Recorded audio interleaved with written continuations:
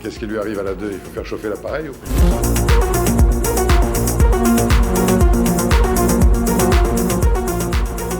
Moi, j'ai eu l'exemple très tôt sur la question du Roundup, en fait, et en butant sans cesse sur la question de l'Union européenne. Et en constatant qu'au niveau de l'Union européenne, jamais il n'y a eu et il n'y aura d'interdiction du Roundup. Et ça, c'est pas le fait des citoyens. 85% des citoyens souhaitent qu'on arrête le Roundup dans les cultures. Ou en tout cas, qu'on diminue drastiquement les doses de phytosanitaires. Et donc, qui décide ça? Ça veut dire que les gens qui sont au pouvoir à Bruxelles ne sont pas les représentants du peuple. Ils sont autre chose. Et cette autre chose, c'est pour moi un guichet unique pour les multinationales. La corruption, en tout cas en santé, est extrêmement documentée.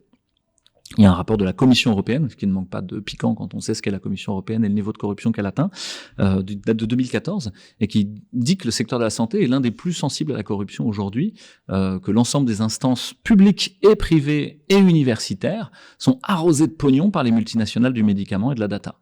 C'est pas moi qui le dis, c'est un rapport sur la corruption en 2014. Tous les rédacteurs en chef des différents journaux d'édition scientifique, que ce soit le British Medical Journal, le New England Journal of Medicine, le Lancet et autres, ont tous fait des sorties les uns après les autres ces 10 dernières années pour dire que, au fond, ce qui est publié aujourd'hui, c'était le prolongement du bras marketing des laboratoires pharmaceutiques. C'était plus de la science. C'était plus quelque chose qui était orienté pour le bien commun, essayer de comprendre ce qui marche pas. D'autre part, il y a une expropriation au sens où aujourd'hui, pour produire un article scientifique, au fond, il faut mener une étude qui, de manière administrative et financière, est tellement coûteuse, tellement complexe, que plus personne ne peut le faire, à part les multinationales. Et donc, de fait, les multinationales se retrouvent en situation de régulateur.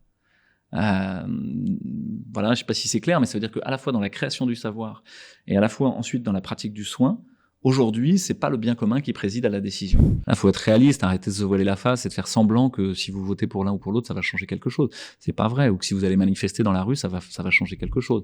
Si on en revient à la question de quel est le logiciel opérant de contestation ou de transformation du système, au Colibri, dont j'ai fait partie pendant longtemps, on disait qu'il fallait des gens qui soient contre le système, qui aillent le challenger, à y appuyer sur les failles, comme vous êtes en train de faire sur la question de la fabrique de la diffamation et de sa validation et du blanchiment de fausses informations par les fact-checkers, par les médias et ensuite Wikipédia, qui sont rémunérés en plus par des officines dont on ignore la provenance des fonds. Pour à la fin créer des personnages comme en disant par exemple que Fouché serait un gourou d'une secte anti-vax d'extrême droite qui appelle à la violence, qui maltraite les patients et qui fricote avec des néo-nazis. De qui on parle là? Enfin, vous rigolez ou quoi? Vous savez d'où je viens? Enfin, on est dans une posture gandhienne non violente. Moi, je viens plutôt de l'écologie. Le collectif que j'ai animé à partisans, s'est jamais impliqué politiquement, n'avait pas de structure juridique, il n'y avait pas d'argent, même pas de compte en banque. Moi, j'ai perdu mon boulot, ma femme aussi, on est rincé depuis 1 an et demi financièrement. Enfin, de quoi vous parlez en fait? Et on a cherché toujours à créer le lien et au contraire à revenir dans une discussion démocratique pour essayer de dire ensemble comment on fait ensemble. Pour moi, in medio stat virtus, ça veut dire au milieu se tient la vertu. Souvent c'est traduit comme ça, mais virtus c'est la force. C'est au milieu se tient la puissance d'agir.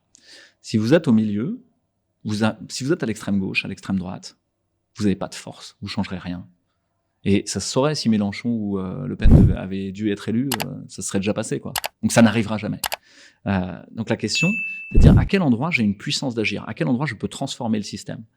Donc je vous ai dit à la fois contre, je vais faire des procès.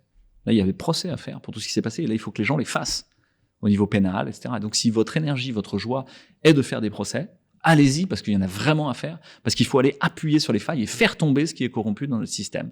C'est-à-dire que dans l'arbre qui est en train de mourir, les branches qui sont mortes, faites-les tomber, parce que sinon, elles vont vous tomber sur la gueule. L'enjeu, c'est pas de gagner, l'enjeu, c'est de survivre.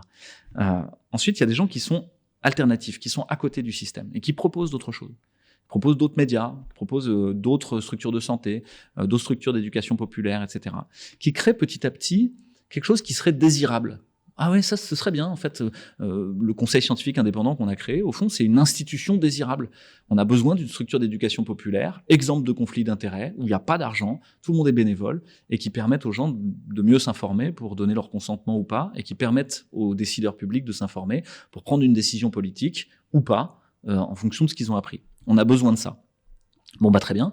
Nous, on crée cette institution désirable à côté. Puis il y a ceux qui sont dans le système.